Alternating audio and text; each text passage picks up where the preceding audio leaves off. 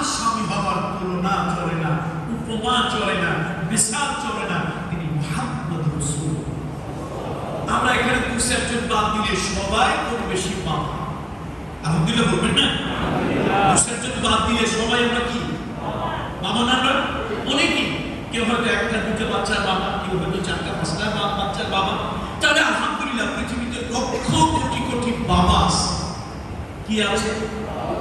মুহাম্মদ রাসূলুল্লাহ বাবা ছিলেন, কিন্তু পৃথিবীর কোন বাবার সাথে, পৃথিবীর কোন বাবার সাথে যে বাবার তুলনা, উপমা, মিসাল, দৃষ্টান্ত, এক্সাম্পল দেওয়া যায় না, তিনি কে? মুহাম্মদ রাসূলুল্লাহ সাল্লাল্লাহু আলাইহি ওয়াসাল্লাম। তিনি ছিলেন ভাতিজা, তিনি ছিলেন ভাই, তিনি ছিলেন একজন নাগরিক। পৃথিবীর কোন নাগরিকের সাথে তার তুলনা চলে না।